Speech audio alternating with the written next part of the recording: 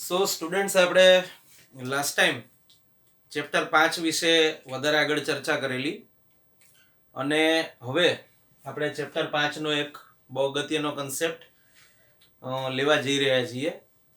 આપણે ઓલરેડી નિયમિત વર્તુળ ગતિ વિશે ભણી ચૂક્યા, જેમાં એવો એક કન્સેપ્ટ આવતો હતો.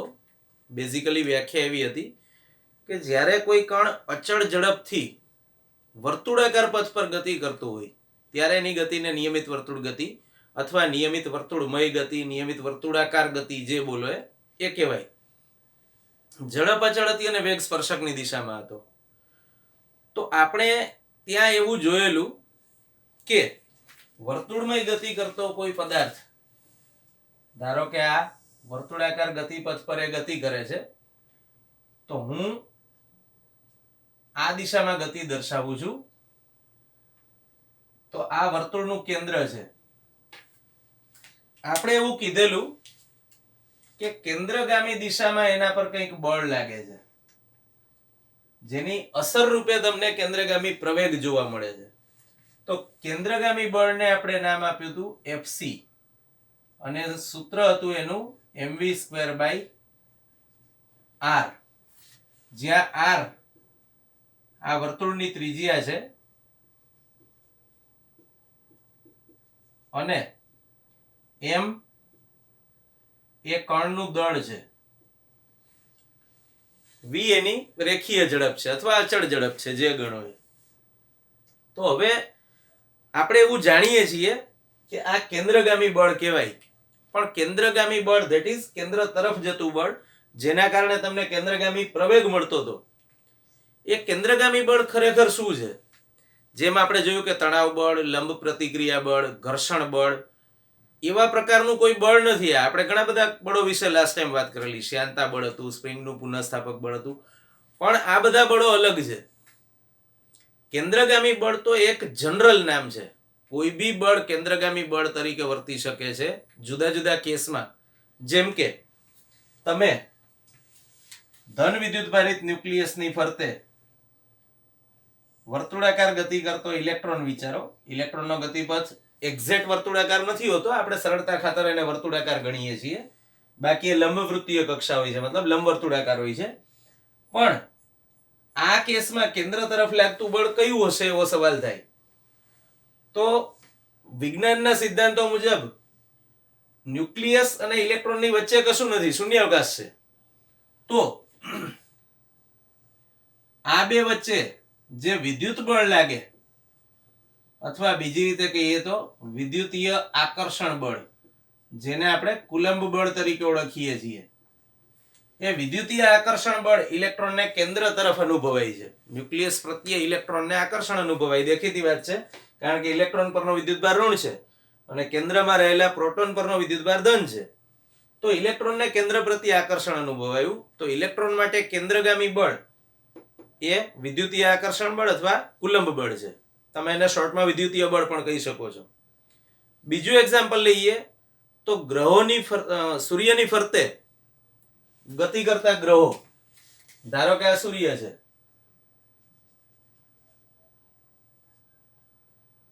જુદા જુદા ગ્રહો સૂર્યની ફરતે ફરીથી એકવાર લંબ વર્તુળાકાર કક્ષામાં ભ્રમણ કરે છે, જેનો એક્ઝેક્ટ શેપ ખરેખર આવો હોય છે. પણ અગેઇન આપણે એને વર્તુળાકાર ધારી લઈએ અને વર્તુળના કેન્દ્ર પર સૂર્ય છે એવું ધારી લઈએ. તો અહીંયા ગ્રહ છે, ધારો કે પૃથ્વી છે કે અન્ય કોઈ ગ્રહ છે, આપણે એને પી કહી દઈએ, પ્લેનેટ. આપણે એસ વાપરીએ સન માટે, એવી રીતે પી વાપરીએ છીએ પ્લેનેટ માટે. તો આ પી એટલે કે ગ્રહ, એને આ સૂર્ય પ્રત્યે ગુરુત્વાકર્ષણ અનુભવાય છે. તો અહીંયા વર્તુળાકાર ગતિપથના કેન્દ્ર પર સૂર્ય રહેલો છે અને સૂર્ય વડે જે તે ગ્રહ પર જે ગુરુત્વાકર્ષી બળ લાગે છે એ અહીંયા કેન્દ્રગામી બળ તરીકે વર્તે છે. તો સાદી ભાષામાં કહીએ તો કેન્દ્રગામી બળ એ એક પ્રકાર છે બળનો, અથવા સાદી રીતે હજુય કહીએ તો કેન્દ્ર તરફ કયું બળ લાગે છે એ કોઈ બી બળ હોઈ શકે, પણ એનું જનરલ નામ છે કેન્દ્રગામી બળ. કેન્દ્રગામી બળ તરીકે કુલંબ બળ અથવા વિદ્યુત બળ જે ગણો એ હોઈ શકે, ગુરુત્વાકર્ષણ બળ હોઈ શકે, ઇવન ઘર્ષણ બળ પણ હોઈ શકે છે.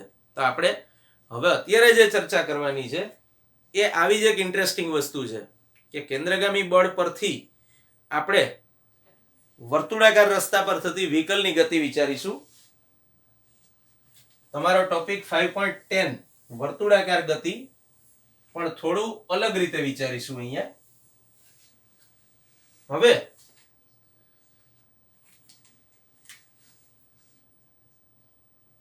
હું અત્યારે વિચારવા જઈ રહ્યો છું સમક્ષિતિજ વક્રાકાર રસ્તા પર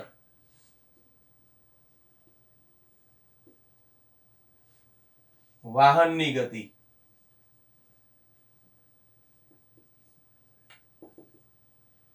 પેલું તો વક્રાકારનો અર્થ અહીંયા એવો કરવાનો છે કે વર્તુળાકાર, પણ જરૂરી નથી કે આખો વર્તુળાકાર જ હોય. વર્તુળના ચાપનોય કોઈ ભાગ હોઈ શકે. પણ અગત્યનો શબ્દ છે સમક્ષિતિજ રસ્તો.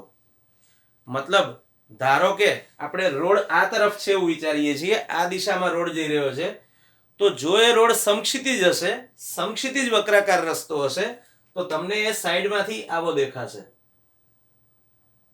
અને જો ઢોળાવવાળો હશે તો એ આવો દેખાશે. ધારો કે તમે આ દિશામાં જ ગતિ કરી રહ્યા છો, બોર્ડ તરફની જ દિશામાં રસ્તો છે, તમે આ રોડ પર વ્હીકલ ડ્રાઈવ કરી રહ્યા છો, તો તમને સાઈડમાંથી એ રસ્તો આવો દેખાશે જો એ સમક્ષિતિજ હશે તો. અને જો ઢોળાવવાળો હશે તો એ આવો દેખાશે. બંને કેસમાં જે તે વ્હીકલ ગતિ કરતું એના પર લાગતા બળો બહુ અગત્યનો ભાગ ભજવે છે. તો પહેલા આપણે સમક્ષિતિજ વક્રાકાર રસ્તા પર વાહનની ગતિ વિચારીશું અને પછી ઢોળાવવાળા વક્રાકાર રસ્તા પર વાહનની ગતિ વિચારીશું. તો સૌથી પહેલા તો મેં કીધું એમ આપણે સમક્ષિતિજ વક્રાકાર રસ્તાનો કેસ વિચારીશું. સમક્ષિતિજ વક્રાકાર રસ્તો કેવો છે એ પહેલા જોઈ લઈએ. તમે ઉપરથી જુઓ છો રસ્તાને તો આવું કંઈક દેખાય છે. આ આખું વર્તુળાકાર છે, એનો અમુક ભાગ છે. આપણી બુકમાં આ ટાઈપની આકૃતિ આપી છે. આખો વર્તુળાકાર રસ્તો છે, ઉપરથી જુઓ તો આવો દેખાય છે. આ એનો ટોપ વ્યૂ છે એવું કહેવાય. ટોપ વ્યૂ એટલે કે ઉપરથી જોતા આવું દેખાય. ફિઝિક્સમાં આપણે જુદી જુદી આકૃતિઓ દોરીએ, અમુકમાં ટોપ વ્યૂ નું કામ હોય છે, અમુકમાં સાઈડ વ્યૂ નું કામ હોય છે. અહીંયા આપણે ટોપ વ્યૂ દેખાડેલો છે. આ રસ્તો આખો વર્તુળાકાર છે આવી રીતે. તો અહીંયા ધારો કે કોઈ વ્હીકલ છે, એ આખા વર્તુળાકાર રસ્તા પર મેં કીધું એમાં વર્તુળ આખું આમ હજુ આગળ રહેલું છે. આ આખા વર્તુળાકાર રસ્તા પર આ એક વ્હીકલ ગતિ કરી રહ્યું છે. તો આ વર્તુળાકાર રસ્તાની ત્રિજ્યા r છે, મતલબ કે આ અંતર r છે. આ જે વ્હીકલ કરી રહ્યું છે ગતિ, એનું દળ m છે અને એની ઝડપ v છે. આવી પરિસ્થિતિ છે. તો આ ઉપરથી જોતા આવું દેખાય છે. પણ ધારો કે મેં કીધું એમ અગેન આપણે પાછળથી જોઈ રહ્યા છીએ, મતલબ રસ્તો આ દિશામાં છે, તમે એ વ્હીકલને પાછળથી જુઓ છો, તો પાછળથી જોતા તમને શું દેખાશે? વર્તુળાકાર રસ્તો દેખીતી વાત છે આવી રીતે હશે. સમક્ષિતિજ મેં કીધું એમ સમક્ષિતિજ વક્રાકાર રસ્તો એટલે આ રસ્તો છે. હવે આના પર હું એક વ્હીકલ વિચારું છું. ધારો કે હું કોઈ કારને પાછળથી જોઉં છું, તો આ કારના પાછળના બે ટાયર છે. આ કારનો પાછળનો ભાગ છે આખો, અને એ કાર મને આવી રીતે દેખાશે કંઈક. આપણે બહુ સારું ચિત્ર ન દોરીએ તો ચાલે, આપણે ખાલી એવું દર્શાવવાનું છે કે આ કાર પાછળથી જોવામાં આવે છે. હવે દેખીતી વાત છે, કાર માટે લાગતા બળો વિચારો તો કારનું વજન બળ mg અધો દિશામાં છે. સપાટી વડે મીન્સ સમક્ષિતિજ રસ્તા વડે કાર પર જે લંબ બળ અથવા લંબ પ્રતિક્રિયા બળ લાગે છે n, એ આ દિશામાં છે. અને કારની ગતિ, અપેક્ષિત ગતિ, કદાચ કાર વધુ સ્પીડમાં હોય તો બહારની તરફ ફંટાઈ જાય, એ ગતિનો વિરોધ કરતું બળ એટલે ઘર્ષણ બળ, એ તમને આ દિશામાં મળે છે. બીજી રીતે સમજવું હોય તો આપણે એવું ભણી ગયા કે ઘર્ષણ બળ એ સપાટીને સમાંતર ઘટક છે સંપર્ક બળનો. તો સંપર્ક બળના બે ઘટકો પરસ્પર લંબ હોય, એમાંથી લંબ ઘટક એટલે આ n, જેને આપણે લંબ પ્રતિક્રિયા અથવા લંબ પ્રતિક્રિયા બળ અથવા લંબ બળ શોર્ટમાં કહીએ છીએ, આ છે ઘર્ષણ બળ F. તો હવે આ સપાટીને સમાંતર ઘટક થયો ઘર્ષણ બળનો, મતલબ કે ખરેખર આ બળ કેન્દ્ર તરફ લાગે છે એવું કહેવાય. ધ્યાન રાખજો, આ ટોપ વ્યૂ છે અને આ કારને પાછળથી જોતા જે દેખાય એ વ્યૂ છે. એટલે આ બંને આકૃતિઓ પહેલા તો ખાસ આપણને સમજાયેલી હોવી જોઈએ, એમાં ક્યાંય કન્ફ્યુઝન ન રહેવું જોઈએ. હવે હું એટલું તો આકૃતિ જોઈને એક ઝાટકે કહી શકું છું સીધું કન્ક્લુઝન કે n અને mg એકબીજાને સંતુલિત કરે છે. તો શિરોલંબ દિશામાં બળોનું સંતુલન સ્થાપિત થયેલું છે, આપણે એવું કહી શકીએ. તો હવે મારે ગણતરી કરવી છે કેન્દ્રગામી બળની. તો કેન્દ્ર તરફની દિશામાં લાગતું બળ છે સ્મોલ f. તો સ્મોલ f ઘર્ષણ બળનું સૂત્ર આપણે જાણીએ છીએ, F less than or equals to mu s n. આવું સૂત્ર હતું. આમાં હું થોડું આપણી જરૂરિયાત મુજબનું ચેન્જ કરું છું. હું એવું કહું છું કે ઘર્ષણ બળ કેન્દ્રગામી બળ છે અહીંયા, અને કેન્દ્રગામી બળનું જનરલ સૂત્ર હતું mv²/r. તો હું અહીંયા મૂકી દઉં છું mv²/r, જ્યાં r વર્તુળાકાર ગતિપથની ત્રિજ્યા, વ્હીકલનું દળ m છે અને વ્હીકલની ઝડપ v છે. હવે મેં આના બરાબર mv²/r લઈ લીધું અને આ બાજુ μsn માં μs મેં એમનું એમ રાખ્યું, પણ n ની કિંમત આપણે અહીંયા શોધી કાઢી છે. શિરોલંબ દિશામાં સંતુલન હોવાથી હું n બરાબર mg લખી શકું છું. તો હવે દેખીતી વાત છે, હું બંને તરફથી mm કેન્સલ કરી દઈશ. તો મને મળશે v² less than or equals to mu s rg. હું બંને તરફ રૂટ કરું તો મને મૂલ્ય મળશે v less than or equals to root over mu s rg. હવે આનો અર્થ મેથેમેટિકલી જે તમે લખ્યું છે એનો વ્યવહારિક દ્રષ્ટિએ અર્થ શું થયો કે કારની ઝડપ એ મ્યુએસ rg જેટલી અથવા એના કરતા ઓછી હોઈ શકે. મતલબ મેક્સિમમ મૂલ્ય કેટલું? આટલું હશે કે આ તો આના કરતા ઓછું હશે, મતલબ મેક્સિમમ મૂલ્ય આ થયું રૂટ ઓવર મ્યુએસ rg. તો હવે આપણે v મેક્સિમમ નું જ્યારે ઇક્વેશન લખીએ ત્યારે અહીંયા less than or equals to નહીં પણ ઇક્વલ્સ ટુ મૂકવું પડે, અને એ સૂત્ર આપણને મળ્યું રૂટ ઓવર મ્યુએસ rg. આ છે સમક્ષિતિજ વક્રાકાર એટલે કે વર્તુળાકાર રસ્તા પર વાહનની મહત્તમ સલામત ઝડપ નું સમીકરણ. આ મહત્તમ સલામત ઝડપ છે. સાદી ભાષામાં કહીએ તો આના કરતા વધુ સ્પીડથી જો કોઈ પણ વ્હીકલ જશે તો એ સ્લીપ થઈ જશે, કારણ હવે ઘર્ષણ બળ પૂરતું નહીં હોય એને વ્હીકલને રોડ પર જકડી રાખવા માટે, ગ્રીપ આવે રોડ સાથે પર્ટિક્યુલર, જકડી રાખવા માટે મતલબ સ્થિર રહે અર્થમાં નહીં, પણ રોડ પર ચાલતી વખતે વ્હીકલની જે ગ્રીપ રહેવી જોઈએ એ નહીં રહે. અચ્છા, આ રૂટ ઓવર મ્યુએસ rg એમાં મ્યુએસ સ્થિત ઘર્ષણાંક છે. તો આપણે જાણીએ છીએ કે જુદી જુદી ટાયરની કંપનીઝ આપણને એવી જાહેરાત આપે કે ભાઈ અમારા ટાયરની રોડ પરની ગ્રીપ વધારે મજબૂત છે. તો બેઝિકલી એનું રીઝન આ છે, મ્યુએસ સ્થિત ઘર્ષણાંક. જ્યારે આપણે ભણ્યા લાસ્ટ લેક્ચરમાં ત્યારે મેં તમને એવું કીધેલું કે જુદી જુદી બે સપાટીઓની જોડીઓ વિચારો, જેમ કે કાચની અને જમીનની સપાટી અથવા ખડકાળ જમીનની શૂઝ સાથે શૂઝના સોલ સાથેની સપાટી. આ જુદી જુદી જોડીઓ માટે મ્યુએસનું મૂલ્ય જુદું જુદું હોય. તો કંપનીઝ એ વાતનો બેનિફિટ ઉઠાવે છે. એ લોકો એડવર્ટાઇઝમાં એમ કહે છે કે ભાઈ અમે જે મટીરિયલ વાપર્યું છે કારની રચનામાં એટલું સારું છે કે અમારા ટાયર રોડ પર વધુ ગ્રીપ જમાવી શકે છે.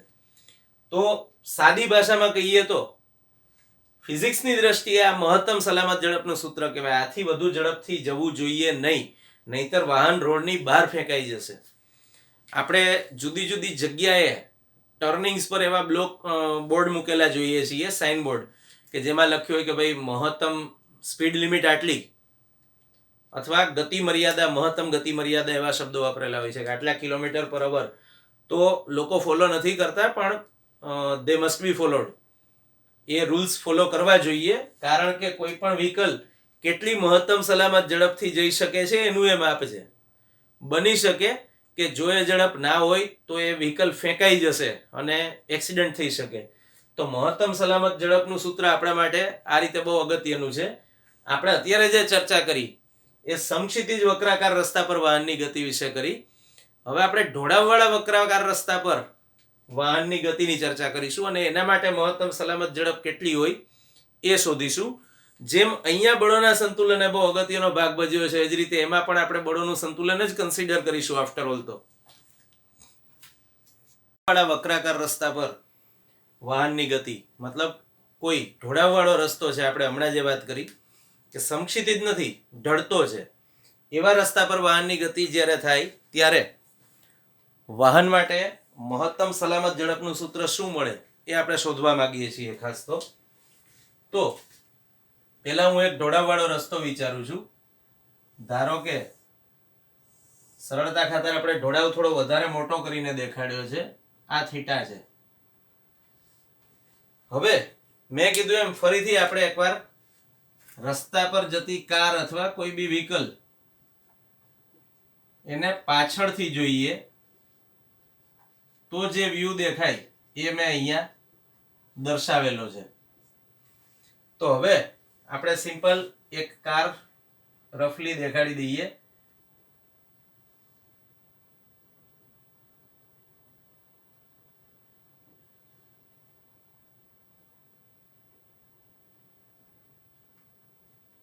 આ એક કાર છે, આ એના બંને ટાયર્સ છે પાછળના, ને કાર આપણે પાછળથી જોઈએ તો આવી દેખાય છે.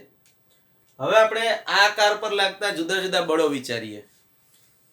તો ફરીથી એકવાર મેં કીધું તો એમાં આપણે બળોનું સંતુલન કન્સિડર કરવાનું થાય છે.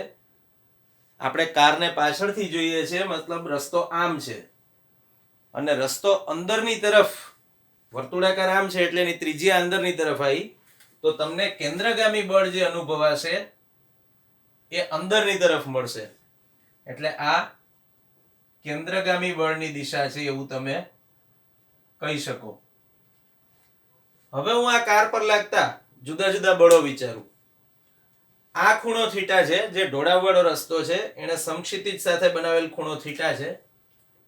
આ છે લંબબળ n, જે હંમેશા સપાટીને લંબ દિશામાં લાગે છે.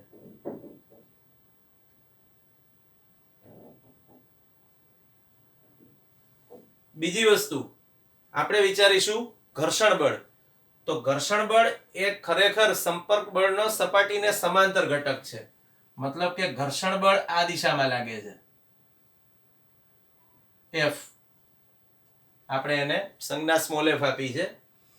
આ સિવાય વજન બળ mg અધો દિશામાં લાગે છે, એટલે આ વજન બળ mg ની દિશા છે કારના વજન બળની.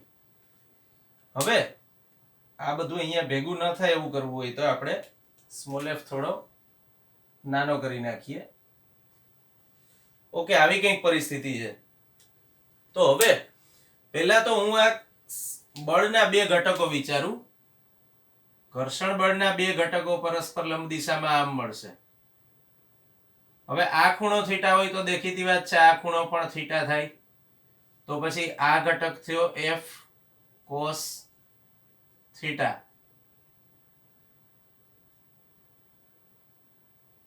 આ ઘર્ષણ બળ સ્મોલ f અને આ બાજુનો ઘટક એટલે cos થીટા ઘટક.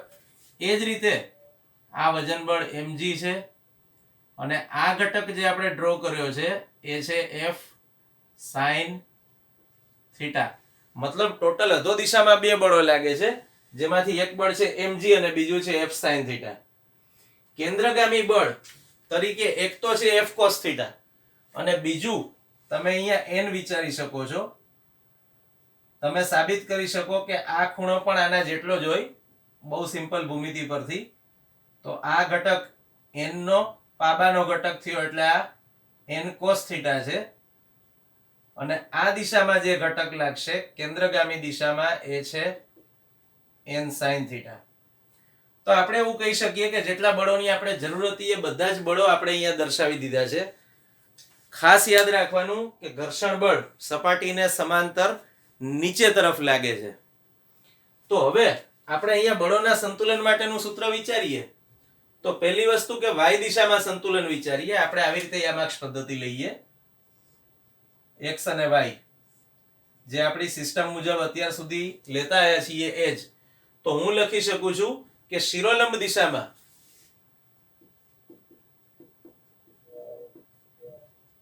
બળોનું સંતુલન સ્થપાયેલું છે, એટલે n cos થીટા બરાબર mg plus f sin theta. n cos theta બરાબર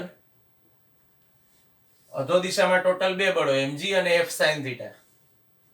ખાસ યાદ રાખવાનું, આપણે જ્યારે ઘર્ષણ બળના ઘટકો કન્સિડર કરી લઈએ છીએ પછી ઘર્ષણ બળ અલગથી કન્સિડર કરવાની જરૂર નથી રહેતી. આપણે એના શિરોલંબ અને સમક્ષિતિજ અથવા x અને y જે ઘટકો લીધા છે એમાં એની બધી માહિતી આવી ગઈ, એટલે હવે અલગથી સ્મોલ f વિચારવાની જરૂર નથી રહેતી. હવે આ જ રીતે હું સમક્ષિતિજ દિશા અથવા x દિશામાં સંતુલન વિચારું.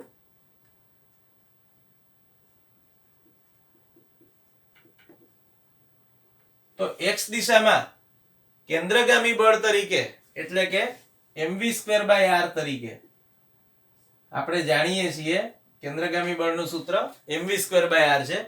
તો mv²/r તરીકે ટોટલ બે બળો લાગે છે, n sin થીટા અને f cos થીટા.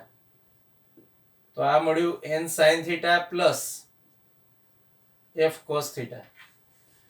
તો આપણે બળોનું સંતુલન વિચારી લીધું બેઝિકલી, પણ મારે તો મહત્તમ સલામત ઝડપ જોઈએ છે. મતલબ કે અહીંયા v નું મેક્સિમમ મૂલ્ય મારે જોઈએ છે. તો હું આ બંનેને f ની જે કિંમત છે મહત્તમ કિંમત લઈ લઉં બંનેમાં. તો f બરાબર મહત્તમ કિંમત μsn જેટલી હોય એવું આપણે જોયેલું. તો f બરાબર μsn લેતા શું મળે?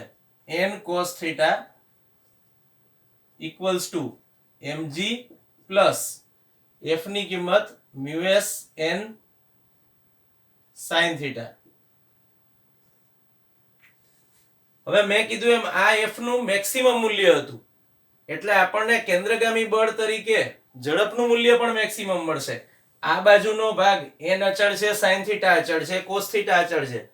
તો f વાળું પદ તમે મેક્સિમમ વિચાર્યું, તો આ બાજુ m અચળ છે અને r પણ અચળ છે, તો v વાળું પદ પણ મેક્સિમમ કન્સિડર કરવું પડે. હવે તો આ બાજુ મેક્સિમમ થઈ, સામે અહીંયા પણ v ના બદલે હવે આપણે લેવું પડશે v મેક્સિમમ. તો અહીંયા થયું mv મેક્સિમમ નો square by r equals to n sin theta plus f ની કિંમત ફરીથી એકવાર μsn cos થીટા. હું આ બંનેને એક એક નંબર આપી દઉં છું. આને કહી દઉં છું 1 અને આને કહી દઉં છું 2. તો આપણે જે વસ્તુ શોધવી હતી મહત્તમ સલામત ઝડપ, એ આપણે સમીકરણમાં લાવી દીધી. હવે આપણે એક કામ કરીશું, હું સમીકરણ 2 માં સમીકરણ 1 પરથી કિંમત મૂકીશ. સમીકરણ 1 પરથી આપણે કિંમત શોધીશું n ની. તો શું લખી શકાય? હવે n cos થીટા, આ માઈનસ કરી નાખું, હું આ બાજુ લઈ જાઉં એટલે માઈનસ થઈ જાય. તો માઈનસ μsn sin થીટા બરાબર મળ્યું mg. અહીંથી n કોમન લઈ લો તો કૌંસમાં વધે cos theta minus mu s sin theta equals to મળ્યું mg. તો n બરાબર આપણને ફાઇનલ ઇક્વેશન મળ્યું mg ના છેદમાં cos theta minus mu s sin theta. આપણે n ની કિંમત લઈ લીધી, n ની કિંમત શોધી કાઢી. હવે આપણે n ની આ કિંમત સમીકરણ 2 માં મૂકીશું. તો હું અહીંયા લખું છું જે સમીકરણ 2 માં મૂકતા તો શું મળે?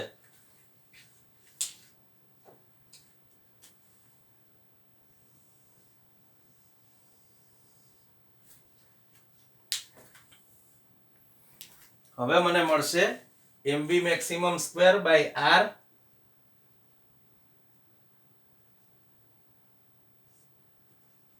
Equals to n sin theta plus mu n cos theta. આમાંથી હું n કોમન લઈ લઉં તો શું લખાય? sin theta plus mu s cos theta.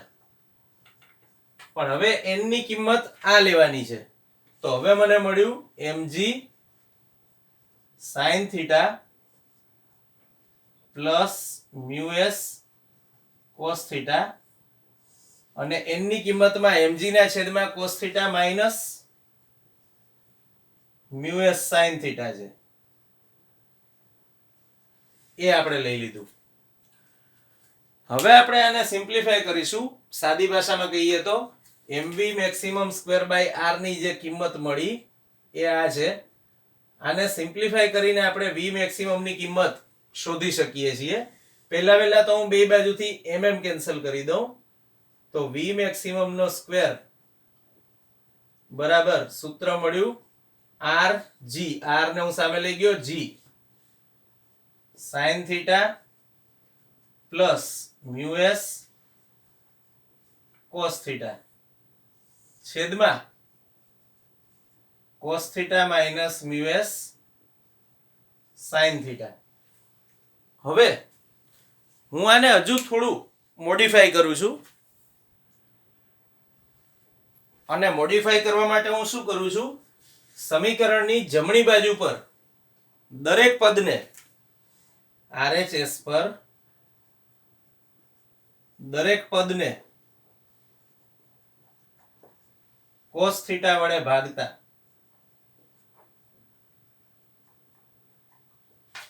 તો શું મળશે?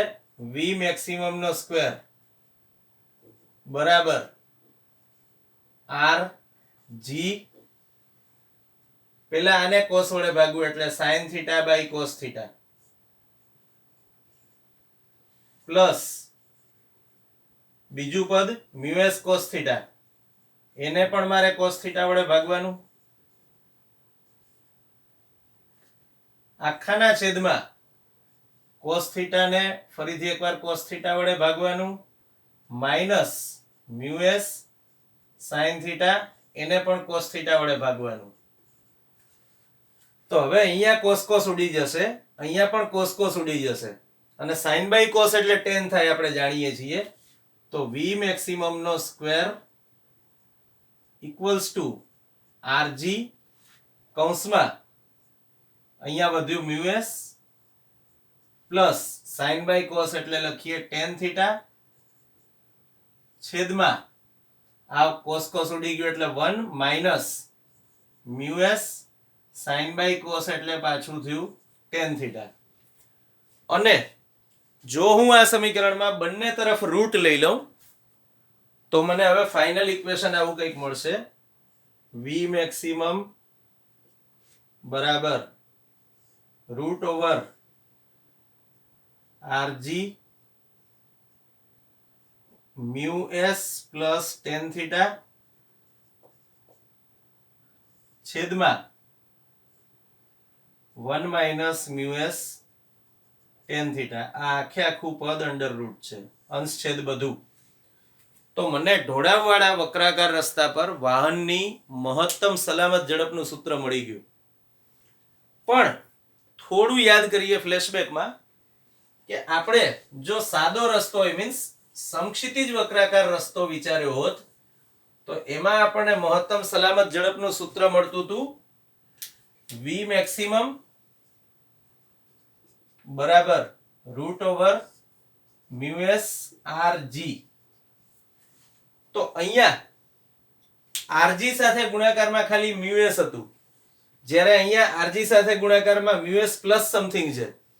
તો દેખીતી વાત છે અહીંયા મહત્તમ સલામત ઝડપનું સૂત્ર તમને તમને વધારે મોટું મળ્યું.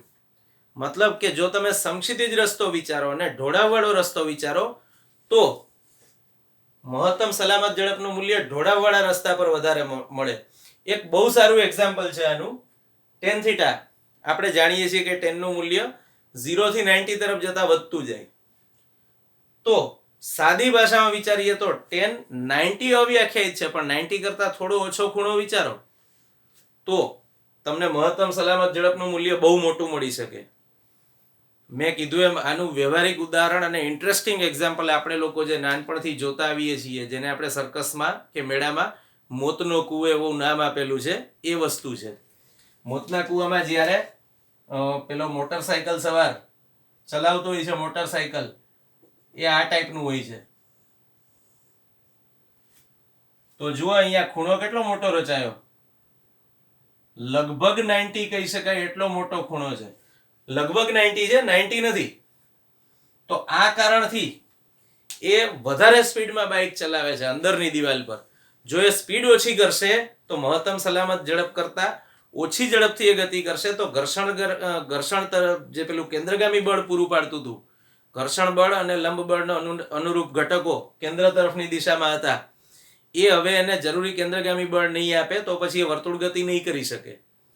તો આ એક બહુ સારું એક્ઝામ્પલ છે. આ સિવાય બીજી પણ એક બે વસ્તુઓ આ સમીકરણ પરથી સમજવાની છે, જે આપણે છેલ્લે મેળવ્યું.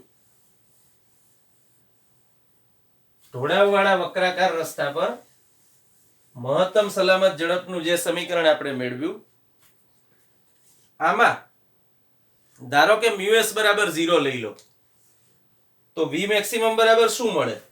ધારો કે હું આમાં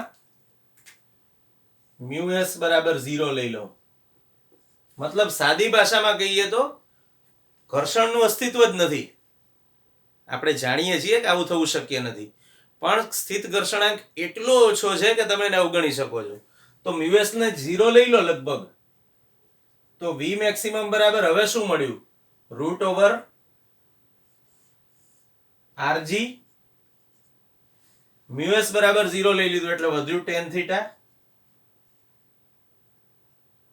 અને આખાના છેદમાં 1 માઇનસ મ્યુએસ ની કિંમત 0 લઈ લો એટલે બીજું પદ 0 થઈ ગયું.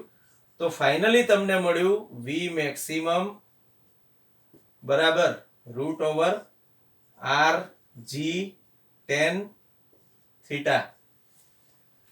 હવે આપણે જે તે વક્રાકાર રસ્તા માટે r નું મૂલ્ય જાણીએ છીએ, સ્મોલ g અચળ છે આપણે જાણીએ છીએ, અને થીટાનું મૂલ્ય પણ આપણે જાણીએ છીએ કે ઢોળાવ કેટલો છે, તો તમે tan થીટા પણ ગણી શકો છો. તો સાદી ભાષામાં કહીએ તો આપણે આને નામ આપ્યું છે VO. This is not V0, આ VO છે. VO નો મતલબ છે ઓપ્ટિમમ. ઓપ્ટિમમ એટલે મેક્સિમમ ઝડપ. ઓપ્ટિમમના બંને અર્થ થાય, મેક્સિમમ એ થાય અને મિનિમમ એ થાય. આપણા કેસમાં મેક્સિમમ ઝડપનું મૂલ્ય છે એટલે આપણે એને V ઓપ્ટિમમ એવું કહ્યું. આપણે એવું કહી દીધું કે ઘર્ષણાંક શૂન્ય છે, મતલબ ઘર્ષણનો કોઈ જ ફાળો નથી. ઊંધું વિચારો તો આ યથેષ્ટ ઝડપ છે. યથેષ્ટ ઝડપ મતલબ પ્રિફરેબલ સ્પીડ. ઇંગ્લિશ સમજવું વધારે ઈઝી પડશે ગુજરાતી કરતા, કે આટલી સ્પીડ પ્રિફરેબલ છે. જે વ્હીકલ આટલી સ્પીડથી જતું હશે એના ટાયરને લાગતો ઘસારો મિનિમમ હશે. જનરલી આપણે બધા એવી કમ્પ્લેન્સ કરતા હોઈએ છીએ કે ટાયર પેલી ગાડીની કંપની તમને જેટલી કહે છે એટલી એવરેજ ક્યારેય આવતી નથી. બરાબર છે, એ લોકો પણ ધુપ્પલ ચલાવે છે, સદંતર સાચા છે એવું નથી હોતું, પણ આપણે સામે જે શરતોનું પાલન કરવું જોઈએ આપણે નથી કરતા. આપણને કંપની એમ કહે કે તમને આટલી એવરેજ મળશે જો તમે આટલી સ્પીડ જાળવી રાખશો તો એ સ્પીડ એ આ હોય છે ઓપ્ટિમમ ઝડપ. જનરલી બાઇક્સ માટે 40 km/h અને 4 વ્હીલર્સ માટે 60 km/h. જનરલી થોડું ઘણું પ્લસ માઇનસ હોઈ શકે છે, ડિપેન્ડ્સ. પણ આ બધી ચર્ચા પરથી આપણને એ ખબર પડી કે ભાઈ આટલી સ્પીડથી જે વ્હીકલ જતું હોય એને લાગતો ઘસારો ન્યૂનતમ હોય તો એના ટાયરની લાઈફ પણ વધી જાય છે. બીજી વસ્તુ કે વ્હીકલ પાર્ક થવાની શરત છે કે રસ્તાના ઢોળાવ માટે જે ખૂણો છે એનું tan મૂલ્ય, tan થીટા એ less than or equals to mu s થવું જોઈએ. આ શરતની સાબિતી તમે આપી શકો છો, પણ આપણી ટેક્સ્ટ બુકમાં સ્વીકારવા માટે આપી છે. જો તમારે ઢોળાવવાળા રસ્તા પર વ્હીકલ પાર્ક કરવું હોય તો આ શરતનું પાલન થવું જોઈએ. જો આ શરતનું પાલન થતું હોય તો તમે ઢોળાવવાળા રસ્તા પર વ્હીકલ પાર્ક કરી શકો છો, નહીતર વ્હીકલ ઢોળાવમાં લસરીને નીચે તરફ આવી જશે.